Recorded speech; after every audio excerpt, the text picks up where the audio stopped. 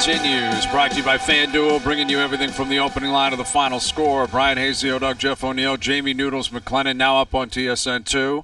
Our best bets on the Monday Nighters tonight. Later this hour, we'll get back into the President's Cup and what happened over the weekend when we left Montreal.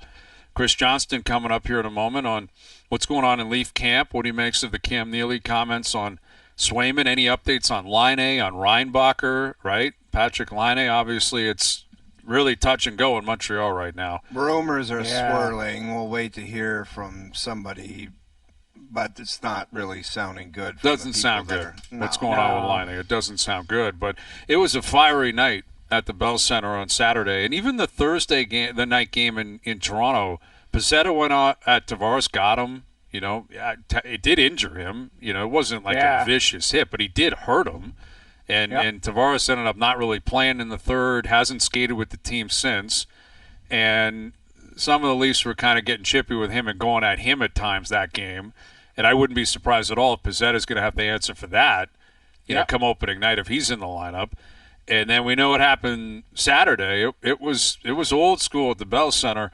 And something to chew on, brought to you by Boston Pizza, the best place for any family meal. Plus, for the month of September, kids eat free with minimum purchase when you dine in. So grab the kids and hustle in your local BP tonight. Literally tonight. It's the last day of September. Get into Boston Pizza tonight. But we've been asking people, you know, what would you consider the Maple Leafs' number one rival right now? Canadiens, Bruins, Senators, other. Could it be Florida? Could it be Tampa? Bruins are running away with this vote online. Yeah. And Bruins I guess are running away? Yeah, and I'm not sure. I guess it should be. They again in the playoffs. The problem is it's got to be a two-way street. This is the issue the Leafs have right now. I don't think the Bruins, it's a rivalry, but not really, because the Leafs have literally never beaten them at all this century. They just don't do you think beat OverDrive Boston, if that poll was put out there, people would say Toronto? No Probably chance. They would say Florida right now because they lost to Florida and Florida won the Cup. Right. Yeah.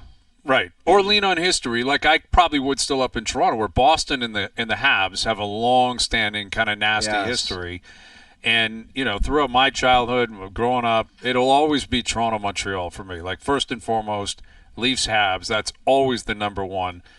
But I think it's on the Canadiens to win more hockey games this year and get back into the fight competitively to really make it a rivalry. Yeah, I'm sure Habs fans, understandably so, will say, well, where were you in 2021 when the Leafs were up 3-1 in that series and Montreal won in Game 7?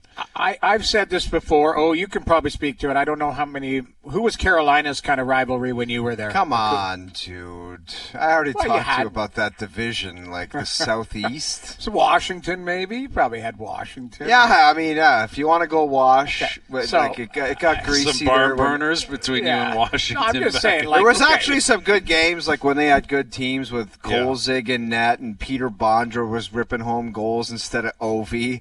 But then, then it turned into Ovi, and they had some playoff series, and Ovi always torches the Canes. So I guess you can say wash. See, I played for both New York teams, so those were big rivalries, and I played for Calgary, Battle of Alberta, and I've said this all along, and I think it holds true because we've even witnessed it last year. Ottawa wasn't a playoff team, but Ottawa always played the Leafs hard. Like, Ottawa's a good rivalry for the Toronto Maple Leafs. Mm-hmm. Yes, their teams weren't the same in the standings, but I always felt, and I was the same way. It didn't matter when we were in Calgary playing against Edmonton, if Edmonton was at the bottom or we were at the bottom or wherever we were in the standings, those were good battles.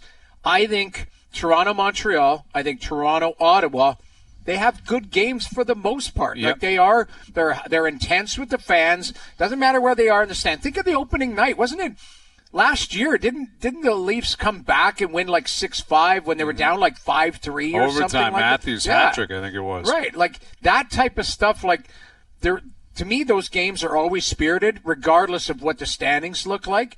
And I think maybe this does add another layer to it, or at least it keeps it going. You would like you said, Brian, the other teams to hold up their end where they're battling the rivalries in the standings, but not just that particular night. But right. I think you can look at those cities, Montreal and Ottawa, and throw Buffalo in there. Now, the fans go down. Proximity is a big part of it. Now, Sabre fans don't travel up. It's tougher to get into Scotiabank Arena. if you're a Habs fan, if you're a Sens fan, it's just tougher because of the tickets and, they're accounted for mostly. Where in Buffalo, they flip them all seemingly. In Ottawa, they sell a lot of them to Leaf fans. Montreal, not as much. But a lot of it is the traveling where you go down to a Leaf game, Leafs Habs Saturday night. There's a lot of Montreal Canadian fans, a lot of them there. That adds to it as well, and vice versa. You go to the Bell Center, there's Leaf jerseys all over the place. So yeah, the history, the proximity, the geography, the ability to be represented within the building would factor into all that. And then possibly some animosity on the ice because Xhekaj and Reeves opening night they fought. I don't think they fought again later in the year because I think Xhekaj was injured and wasn't playing. Yeah. But you're right. I would assume Xhekaj, if he's in the lineup opening night, and I think he will be, and Reeves is in the opening lineup opening night, and I think he will be, next Wednesday, Bell Center, I'd be surprised if those two didn't there'll be have a little rendezvous. Absolutely. I think there will be fireworks. And, both when you start the season, you're at 0. So Montreal, they're trying to make the playoffs, regardless of what their team looks like, if there's injuries or whatever. And to me, I think it is going to be a spirited game. I mean, isn't it crazy how big rivalries, guys? A lot of the goings on that make it that are not from like star players. Mm-hmm. Like it's like this guy beat up that guy and that guy's pissed off and the coach yelled at that guy. It's never like Nick Suzuki's going to beat the crap out of Austin Matthews. Like you would think the star players would have more in the beefs, but they generally don't for the most part. Well, look at the two captains now. Like, they're both very reserved, very Selke-like, very like the chat going into Montreal or Toronto wouldn't be like Austin Matthews, you watch out for him tonight because he's going to get that Nick Suzuki or vice versa. Right. Yeah. They're not included whatsoever. And Cole Caulfield's not fighting Mitch Marner. No. That's not going to happen. You would think the star players would have more of a bigger role, but as far as like rivalries go, it's like the grunts that have the biggest say or the biggest reasoning or the biggest roles, labeling I guess. It that way. That's true. Absolutely. Yeah. Here's Chris Johnston, our TSN hockey insider. CJ, you're around the Leafs a lot, inside the room. Who do you think the players, the organization, believe is their biggest rival right now? Oh, it's got to be Boston. No, I mean any team that you faced in so many playoff series in this many years, and obviously the Leafs have been on the wrong end of all those series, but I think that the Bruins are the team that's the current rival of the Leafs. Yeah, feels like you got to win one of those, though, don't you? I mean, I hear you. I think you're probably right, but like CJ, do you think Boston fans would say that? The fans might not, but I know the players have said it on a number of occasions. They were talking about it even in this last series that they view Toronto probably as their biggest rival. So, I mean, you're right. You want to mix in a win every once in a while to spice it up. But, I think back 20 years ago, and I would say the Leafs and Senators were probably the best rivals at that time. And obviously the Sens lost 4 straight series to Toronto in the early 2000s. So I think it can still be a rivalry even if one team is getting the upper hand. Yeah, and that's true. That definitely was the case, late 90s, early 2000s. In terms of what happened on Saturday night, like what is your understanding from the league? Like Xhekaj gets a fine, no suspensions. Cedric Pare, he threw his knee out. Like whether he had wide stance or not, I think he kind of knew what he was doing. I don't think I don't think anyone was waiting for that result. But I think he's got to take responsibility for the knee on Laine, and then all hell breaks loose. How do you think the league handled it now that we know the way that they handled it? Well, I mean, certainly with the Xhekaj response and some of the things we've seen over the years, I think that it was important to at least give him some amount of supplemental discipline. I know it's the fine amount isn't a lot of money, but it does, now put him on the radar for 18 months. If he has any other calls with the Department of Player Safety, there's a higher standard applied to the kind of punishment he might face in that case. And, with Pare, I just see it as unfortunate. I mean, you have sort of an AHL player going against an NHL player. Obviously doesn't want to get beat wide there. And I guess I can't be in his mind to know whether he did it on purpose, but I can't imagine he was, attempting to injure Laine. And unfortunately, it sounds like it's a pretty significant injury that Laine suffered on that incident. CJ, I think Xhekaj is kind of, I mean, when you look at it, he's fortunate that nothing goofy happened after that, because he took a position, and I understand his position where he's going to handle business like that, but if something goofy happened, then he'd be in a whole heap of trouble today. Yeah, it definitely could have escalated. And the fact that Pari doesn't get injured on that play, that it didn't escalate, I think probably helped them out a little bit in terms of how it was viewed by the league. And obviously, the NHL doesn't want that sort of frontier justice thing going on, but it did still happen during play, and it didn't, it sort of ended there, which I agree with you, that you get in a game like that, just sometimes there's certain players maybe trying to make a name for themselves. It wasn't two full NHL rosters. It, could have gone off the rails, but, didn't get too goofy after that point. You mentioned it sounds and looks like Laine could be out for an extended period of time. Why do we not have this information yet, considering it's been 48 hours, and the delay in the Habs handing out the information? What is that telling you? Well, I think they want to be sure about the diagnosis and give themselves a chance to, maybe consult with a couple of different opinions before, deciding on what path they go. I mean, I don't read too much into it in the sense that I don't think that there's a miracle diagnosis out here that's going to, have this guy back next week on the ice or anything like that. I mean, I think, it's pretty clear that this is a significant long-term injury. He was at practice today using crutches, and he had a brace around his knee. And, I think that the question is, what kind of surgical procedure, how long is the layoff? But, I don't think anyone here expects this to be a short-term injury situation for Laine, no matter how it ends up breaking down. Yeah, that's tough, man, because they really were rallying around like the kind of dream of Laine just rekindling his career and finding his scoring touch, and the fans were on their feet whenever he touched the puck at the Bell Center, and that was in the preseason. And, last year Kirby Dach got hurt a few games into the year. They had a number of injuries kind of all through their lineup. And now if Laine is going to be out for an extended period of time, it's a team that already couldn't score, but wants to take a big step forward. Just plants the seed where it's like, maybe not this year. That's what's going to be challenging here for Marty St. Louis, CJ, because he was emotional talking about Laine and about how they were getting him to want to come to the rink again, and he was excited to play, and like that can just suck the life out of a team that is hanging on by a thread anyway in terms of their confidence.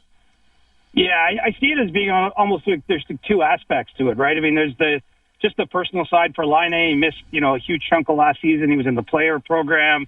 It really did seem like he was energized, and he's worked a lot on his fitness, on off ice stuff to get to a position where he looked pretty excited for that opportunity. And this is looks like it could be a major setback for him. And then you're right, there's the team aspect where.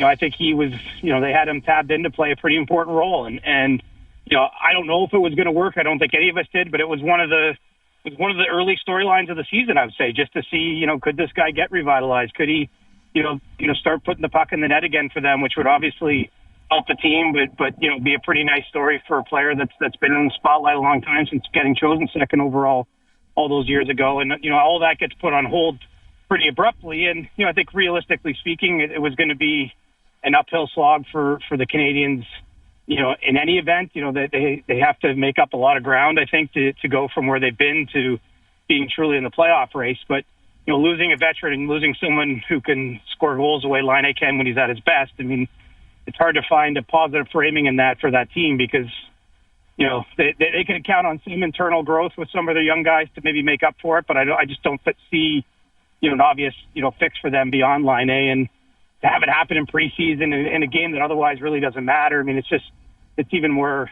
devastating because it had been a pretty positive camp to that point in time in Montreal. Yeah, I think I'm with you, CJ. As far as the storyline, I think we were all just kind of anticipating what is Patrik Laine going to do in Montreal. Regardless if you're a fan of Montreal or not, it seemed like a feel-good story. And, now it's on hold, unfortunately. Talk about feel-good or not feel-good. What do you make of Seabass's comments in Boston? He didn't seem very happy. And the Swayman camp, what do you make of that whole situation? Well, I mean, clearly it's hard to read into anything, but that, everything that was said today in totality was designed to put a little heat on Jeremy Swayman in this situation. Obviously the Bruins feel they've made a pretty strong offer, and it's unusual in today's day and age that you'd have someone in Cam Neely's position, go sort of. I don't know if it was public, but I mean, it wasn't hard to read between the lines to suggest, what he says the Bruins have been offering in this case to Jeremy Swayman. And, you also had, Jim Montgomery coming out and saying Korpisalo is going to start for them on opening night. You've got Charlie Jacobs mentioning this as a team that spends to the cap. I mean, it felt as though they were trying to apply some pressure, and that's all a team can do in this sort of circumstance if they really are going to hold to their number, if they're not going to, move a little bit more in Swayman's direction. And I'll tell you, I just get the feeling with this guy that he's, it speaks a lot even that we're at this stage and that he's the last remaining RFA unsigned in the league. I really believe he's the kind of player that's going to stick to his guns, that isn't going to buckle under this kind of pressure. But I think the stakes were raised with that press conference today. And, even the mere fact that you had those gentlemen speaking at the podium, it was only 12 days ago Don Sweeney was available to start camp. A little bit inside media thing here, but it's even unusual just to have, in that quick a succession, to roll out some of the top people in your organization to field these kind of questions. And especially when you have a franchise type of player, at least a player with that potential that's in a contract situation with a team. They're certainly trying to put some heat on them, I would suggest. And, we'll see if it yields the results, because we're not that far really here from the start of the season. And, when the stakes will get raised even further if he's not signed. Is there a scenario in your belief, CJ, where the Boston Bruins would ever get to a point, you could see how pissed off Cam was today, where they move on from the player? I think it's unlikely. You can never say never. I probably wouldn't have guessed we get to this stage, and Swayman would be unsigned, and that there still would be what appears to be a pretty significant gap between what the sides are looking at here in terms of a potential contract. So I suppose it could escalate even further, but I just don't know what other recourse organizations would have, or who else they think in a year where they're talking about trying to be cup contenders. And with respect to Jonas Korpisalo, who's obviously been a goaltender in the league a long time, who are you replacing Swayman with if you're not signing him? I think that's part of the reason we're in this scenario is that they traded Ullmark in the offseason. Swayman obviously has a lot of self-belief. He's coming off a great season last year in Boston. He had a strong playoffs for the Bruins. They're kind of in a difficult spot with him. He's an RFA. Would you be comfortable, CJ, saying the player's ask is for over 10? I don't think it's over 10, but I think it's in the neighborhood of Vasilevsky, which is 9.5. So that's what McAvoy makes, right? McAvoy's at 9.5, 26 years old. But he got Noodles. We go back to sample size, like 132 games in Vasilevsky. Sorry, man, you're not getting 9.5. Yeah, but Vasilevsky signed that deal quite a while ago. I think people got to look at where the market is now, not where it was a year ago, 2 years ago. You're looking forward. You're not looking back. That's really what it is. The other part of it, too, is look how many young players around the league that have played less than 100 games are getting 8-year deals elsewhere. Dylan Gunther just got one in Utah. There's been a few others, and usually when those contracts are signed, we're saying, look at, they're buying all the upside. These players are going to get better. It just doesn't get done with goaltenders as often, but I think Swayman's of a position he doesn't feel he should have to wait, by doing a shorter-term deal now before getting that kind of payday. What did PLD get? What did Pierre-Luc Dubois get? 8 years, 8.5. Exactly. Why would you take a penny less than Pierre-Luc Dubois if you're Jeremy Swayman? I thought you were over him. And I should be. He's my Baker Mayfield. I can't let it go. I'm just saying, you can make a case for guys who have great contracts, guys that, I just feel like when it comes down to it, and again, I will fully admit, goalie hugger, it's just that position. It's like, nah, don't worry about that. You're lucky to get $8 million. We'll give a guy who got 35 goals or whatever and can play this position. No problem. 9.5, no problem. And nobody thinks twice about it. But the goalie position, who the guy projects to be really good. And I know, you're saying 132 games, but at the end of the day, Boston has put all their eggs in his basket. Noodles, you know what? It's a goalie hugger perspective, but there's nothing you said there is wrong. It's completely true. Other guys making that kind of money, I just think if somebody says here's $64 million with 132 games played, I think it's insane to say no to it. You're right, and you make a great point because we've all seen or heard the story that player X has turned down that money, and then a year later they're playing for $1 million. Especially when he's had the Batman to his Robin beside him the whole time. It's like you got to take into account for that and say, I'm going to be not on an island, but it's going to be the Swayman show. And I'm taking the $64 million. Not that that's showing like I don't believe in myself. I just think when somebody wants to shove that money in your bank account, you put it in there and you move on.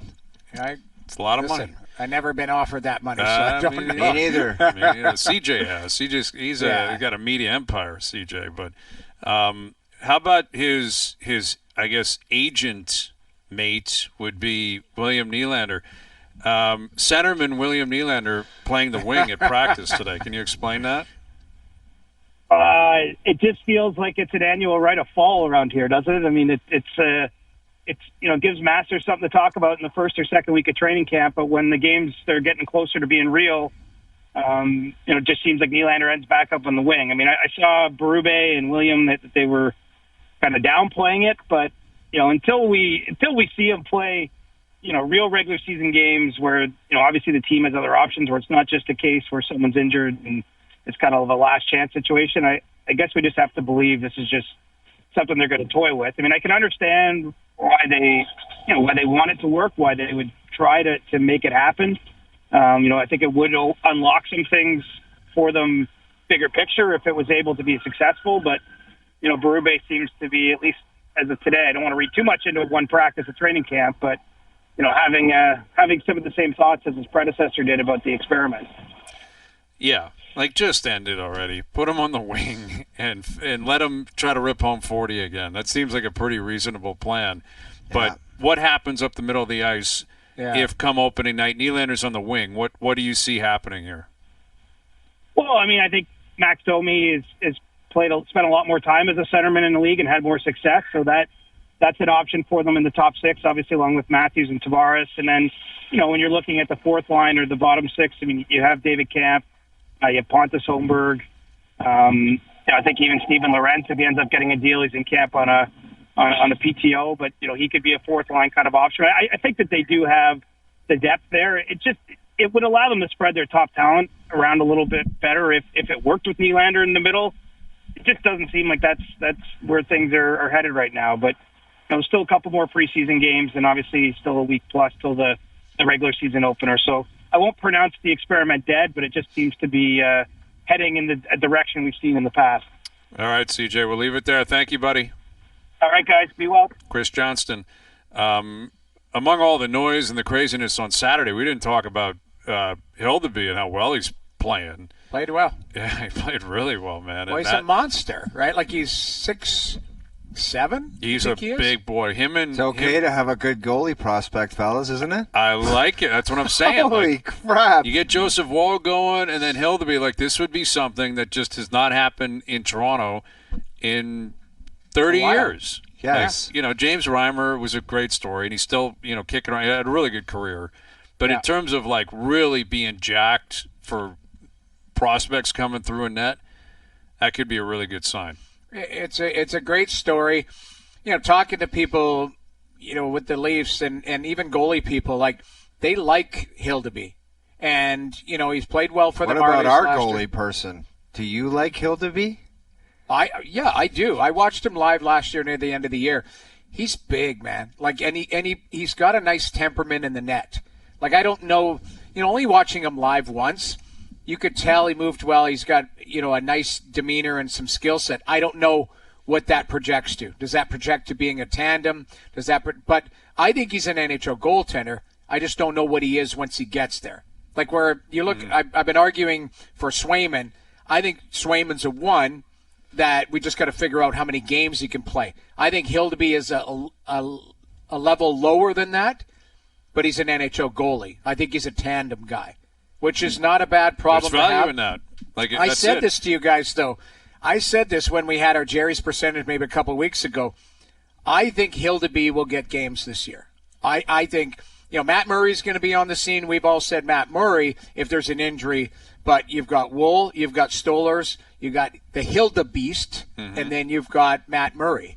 That's, it looks solid there. Like there's some depth there. There's some depth. Yeah, there's some depth. There may not be like a superstar there or even a star standalone. We'll see what happens with Wall in particular. We don't know what Wall is. That's the thing. Yeah. We're trying to figure out what Wall is as at the NHL level. Is he a tandem guy or a starter? He'll write his own script this year. But that would go a long way if Wall develops, if Hildeby gets there and he's on the cheap. Well, you have his cheap goalies, right? There's two ways to do your goaltenders.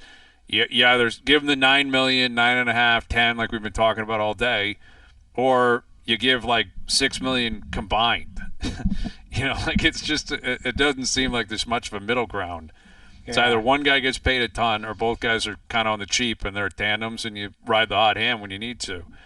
A couple of games in the NFL tonight. Double shot NFL Monday nighter. Best bets powered by FanDuel. Make your picks and assemble a same-game parlay in seconds on the FanDuel Sportsbook app. Looking at the Lions game, Doogie with an absolute layup for Owen Wilson. Lions 4.5. Lay the points. I love the Lions tonight. Amon-Ra St. Brown, anytime touchdown scorer. Jared Goff, 225-plus yards in the air. That parlay paying plus 432. There you go. Best bets powered by FanDuel. FanDuel is the home of popular parlays this off NFL season. Please play responsibly. Must be 19+, physically located in Ontario. Our boy Steve Sands coming up of NBC and the Golf Channel. How do they correct this thing, the President's Cup? It had so much promise on Friday afternoon. We were leaving Montreal thinking this is going to be glorious, and it ended up being very predictable. The Americans just kind of run away with things. What can they do to tweak this format? What did he make of a number of things that came out of the weekend? That more still to come. OverDrive continues. TSN 1050 and on TSN 2. All right, couple games in the NFL tonight. And, of course, we've been tracking what's going on down in Atlanta all day when the Mets kind of miraculously stormed back and beat the Braves in the ninth inning, and they punched the ticket to the playoffs. And then Chris Sale, who might win the Cy Young in the National League this year, pulled the chute last minute with back spasms, and Atlanta has to win the game. It's top of 7. Braves are up 1-0, so they're sweating that game. The Mets could knock the Braves out here, and the Diamondbacks are their biggest supporters at this point. But if the Braves hold on, it'll be the Mets and the Braves both getting in. Padres also in there as the third wild card team. So a lot going on still in baseball. Shapiro and Atkins will speak on Wednesday. Masai Ujiri spoke today. We've been talking about it throughout the afternoon. We'll continue to get into it later in the hour. And we heard from Jim Furyk. We heard from Mike Weir, all the parties involved in the President's Cup. And it felt so promising on Friday night. We left that place thinking this is going to be historic. Like the international team, you cannot cough this up. You're down 5-0 after Thursday. You go 5-love on Friday, and it's all tied. It was mandatory. You had to put the pedal down. You had to finally win this thing, and they got dusted. No other way to put it. Close matches, but you got dusted. 18.5 to 11.5. Here's Steve Sands from the Golf Channel and NBC. Would you describe it differently than the way I just described it, Sandsy, that the international team in the end got dusted? Oh, the Americans smoked them after that 5-love shutout on Friday. First time ever, by the way, in a President's Cup, Ryder Cup, or Solheim Cup that the Americans have gotten shut out 5-0 like that. It was amazing. But, you guys know, I mean, you got to play 3 periods, man. You don't win a hockey game after 40 minutes. You got to go 60 or even beyond that. And the international side just didn't have it over the weekend, and the Americans turned it up a notch, and it was over. Well, Sandsy, the big guys, Morikawa, Burns, Scheffler, Schauffele, it was like they're the ones that got it done. They were out, a lot of them, all the sessions. Is there anything the international side could do? And the only thing I can think of is get the guys from Live on board. Would that help them at all? Because it doesn't seem like it's a fair fight, to be perfectly honest. It's not a fair fight for a lot of reasons. It's a depth issue.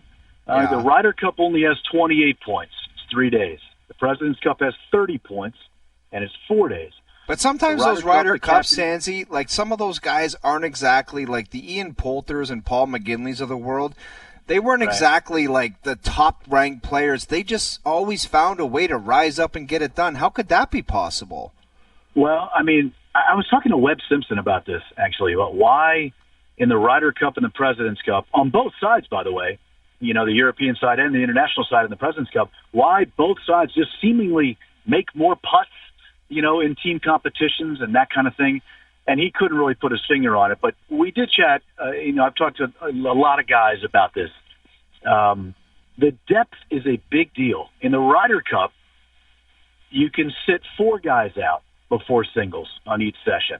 In the President's Cup, you can only sit 2 guys out, and there are 2 more points available, 5 on Thursday, 5 on Friday, and then 4 and 4 in the double session on Saturday before the singles. Well, that depth issue is a really big deal. Think about it this way. It might sound like it'd be better for the live guys to play for the international side, but do you really want Dustin Johnson, Brooks Koepka, and Bryson DeChambeau on the American side? Or do you want to leave them out as well? I mean, it's nice to have Cam Smith, Joaquin Neiman, Abraham Answer, sure. But the Americans would, if you took live, they would also bring back Brooks, Bryson, and probably Dustin Johnson. So that it's not really a fair fight there, to use your phrase. But the depth issue is the bigger thing. The American side is so top-heavy. But if you go all the way to 12, by the way, all 24 players are world-class players. But when you get to 9, 10, 11, and 12 on the international side, and 9, 10, 11, and 12 on the American side, it's just a big difference. And the World Golf Ranking proves it out, and the results prove it out. And until they change the format and shorten it up and lessen the point totals and be able to not hide, that's the wrong way to put it because, again, they're world-class players, but to be able to sit 4 guys, not 2, on Thursday and Friday, the Americans will continue to dominate this thing. And it's a shame because you have to have a back and forth to have this be a compelling competition. Mm-hmm. And right now it's not a compelling competition. Yeah, that's what's disappointing is, you know, the setup was great, course was great, fans showed up throughout the weekend, and it looked like it was going to break that way. And then in the end it just became, you know, just really kind of sour on Sunday. It was a formality. They were just going to go out and play, and the Americans were going to win. It was just a matter of how much. And, you know, Mike Weir spoke on it a lot leading up to the event. Analytics. And for some reason on Sunday afternoon, they went back with the same guys that lost a lot of the morning ones to the point where, like, Jason Day didn't play, Min-Woo Lee didn't play. I don't think Ben On played. Like, I couldn't understand what we in the international team were thinking, putting those guys out again in the afternoon after they couldn't get the job done in the morning. Yeah, that was the crazy part. What analytics would have suggested that was the right play for Mike Weir and company? I will now. I'm not going to criticize Mike. I love Mike. I'm happy to criticize him if he needs criticizing. But I love Mike as a person, as a golfer. He's just a great, great guy. I personally am not. I'm old, but I'm just not. The analytics part of sports bothers me. I understand it. I get that analytics is a major part of sports, but what analytics cannot do is, you know, dictate energy, dictate momentum, dictate adrenaline, you know, that kind of thing. And you can have a game plan all you want going in, but to me, when the international side tied it up at 5s after Friday night, the game plan for Saturday has got to be blown up, in my opinion. And if Mike and his team decided to stay with the game plan, you know, okay, well, then the Saturday morning session, Saturday's the only day with a double session, 4 in the afternoon, 4 in the morning. After those 4 points went the American way in the morning, to me, you've got to change that up and try to change the momentum back. And again, I understand analytics, but captains in Ryder Cups and President's Cups, for whatever reason, they over-captain and they overthink it. They never do it the way they played and the way they wanted it to be captained. I don't know why that is, other than Fred Couples. Fred, he just rolls them out there. Says, go ahead, fellas. Who you want to play with? Let me know. I'm going to go egoless here, and you guys are going to go out and kick some butt, and the Americans are going to win. He's 3-0 as a captain in the President's Cup. Never had a chance to in the Ryder Cup. They might want to switch that up since the Americans don't do great, especially on foreign soil in the Ryder Cup. But I'm with you. You know, you guys can criticize Mike all you want, and sure, I can look at it with a critical eye as well. I don't understand the analytics part of it, and I don't understand the game plan on Saturday. Jason Day should not have sat out both sessions. I wouldn't think. That seems like a mistake to me. But, again, I'm not the guy, pulling the trigger. Sanzi, speaking of captains, how do you think Keegan Bradley walked away from that event with him being the captain at the Ryder Cup coming up? Do you think he says, I took a lot of great things away from Jim Furyk, or is he saying, I want to play in the next one? Well, he'd love to play in it. I can tell you that for sure. He would. Who love makes to be that a call, captain. Sanzi? Like who decides if? Oh, he does. Yeah, I mean, if he qualifies, then he qualifies. If he is eligible to be a captain's pick, I would assume he would not take himself. I don't think a captain. That seems like it would be bad form. If you make the top 8 or 6, whatever it is, that particular year at the Ryder Cup, and it's automatic, then you deserve it. Go ahead. I cannot imagine that a captain would ever take himself if he did not make it automatically. So that's the first thing. But, yeah, he would love to play in it. He loves competing in this thing. He was so jacked up last week. He's going to be a great captain for the United States because he knows all the guys. He's been in the fray before, and he's currently playing outstanding golf. And now that Patrick Reed, like him or dislike him, went to live, he had that kind of Captain America thing going. Keegan Bradley's the new Captain America. I think most people realize that last year at the Ryder Cup in Italy, I think Zach Johnston and the American side made a mistake not taking Keegan Bradley. He had won twice last year. I'm not saying he got screwed, but he probably should have been taken. I don't know if it would have made a difference, but to get back on the team this year and then perform well, that bodes very well for Keegan. He will soak in all the experience he's had in President's Cups and Ryder Cups. He will soak in the different captains, the different personalities who have been his captains all these years, and I think he'll mesh that all together. By the way, he went to St. John's. I know he's a Vermont guy, a New England guy, but he is as New York as it gets as far as New Yorkers go. They love him. He loves them. It's going to be a raucous atmosphere next year, Pepe. Yeah, it sure will be. We'll catch up with you long before then, Sansi. We always appreciate you doing this. Oh, anytime, fellas. Hey, how about my Jaden Daniels in the Yes, you getting those tickets back or what? Oh, let me guess, on, Sansi, man. you just bought a hat and a jersey yesterday, huh, bud? Let me tell you something, fellas. My credit card is maxed out right now with Commander's gear. I mean, there's a lot going on in the United Capital. I love him, man. He looks good. Push Ovechkin aside. He doesn't exist anymore. It's Jaden Daniels now. Hang on a second. 41 to go. I saw Gretzky last week. Yeah. And Mr. Canada, the whole thing. And I said, Gretz, 41 to go, man. What do you think? He goes, I hope he breaks it this year. I don't want it to spill over to the following year, and the Caps are supposed to be better this season. So that should help Alex. Let's see him get off to a quick start and maybe make a run at that 41. That'd be and cool. break Gretzky's record next year. It'd be very cool. to see, man. Right now, the city's all jacked up about Jaden Daniels. Everybody needs to keep their poise. It's only been 4 games and relax a little bit, but it's hard to do that with a 30-year drought we've had. I don't blame you, man. 3 straight wins atop the NFC East. The other teams look like garbage, really, at times. Man, it's a good setup right now for the Commanders. A lot of football. A lot of football left. Yes, you're right. Spoken like a true Washington football fan. I love it. Thank you, Sansi. Yeah. All right, fellas. Be good. Great to talk to you. You too. Steve Sands, Golf Channel and NBC. Lifelong Commanders fan, Washington football team. Talk about an organization that's been tortured as well as any. The Washington Commanders / Skins back in the day have been something. It's tough. It's been a lot. Well, they had that owner, right, Dan Snyder, who was a disaster. They got rid of him, and now they got the quarterback. Yeah, I mean, everything's moving in their direction, undoubtedly, but it was ugly there for a long time. Like, they won Super Bowls in the 80s. Joe Gibbs was a great coach, and they had a bunch of really good players. But I'd say since the mid-90s onward, like, they've just been a team that's kind of been hanging around. It's just been around. And they're in the most famous division with Philly and Dallas and the Giants, and you get Washington going, and they get in the mix. Like that could be a great division to track. It will be. How irrelevant are they to you, though? Well, they've been the Sacramento Kings of the NFL for the last decade. Really, they have, man. It's not even an opinion. It's just a fact. It's totally irrelevant. Like nothing. Ever since RG3 got injured, and then he went out the second year, I guess it was. Yeah, they've just they've just been around. It was like high-priced free agent here and kind of take a flyer on that quarter, and it's been all Riverboat Ron. It's been it's Jake been all Rudin was the head coach. Yeah. They obviously had your boy Primetime Kirk, and he left. He went to Minnesota. They screwed that up.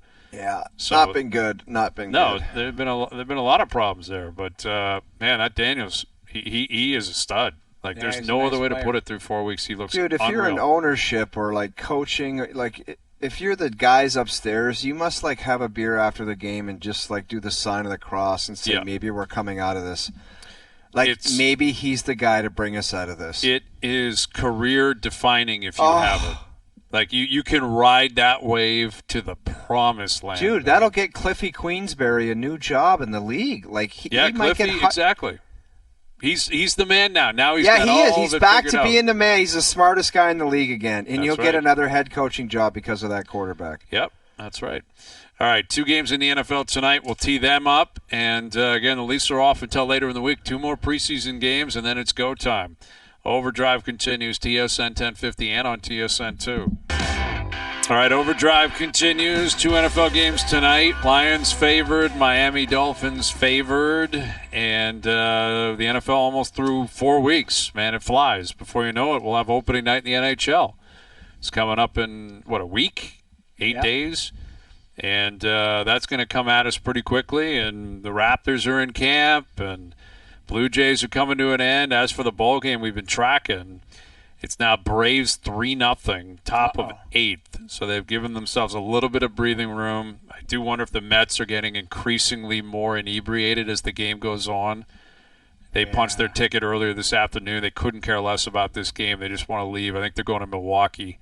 What's the scenario again? Atlanta has to now win the Braves second. have to win. Yeah. Mets won the first game, which means Mets were in. Braves always needed 1 win. Has Game 2 started? Yeah, it's on right now. It's 3-0 Braves, top of the 8th. Love it. So Arizona doesn't have a say in this. They're in trouble. If the Braves win, they're done. It'll be Braves-Mets making it into the playoffs. I think the Braves would go to San Diego.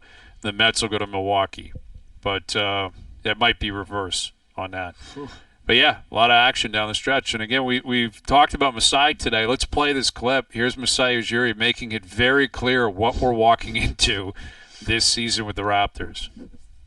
I would use the word rebuilding. That's the right word to do. I think we have a clear path now going forward.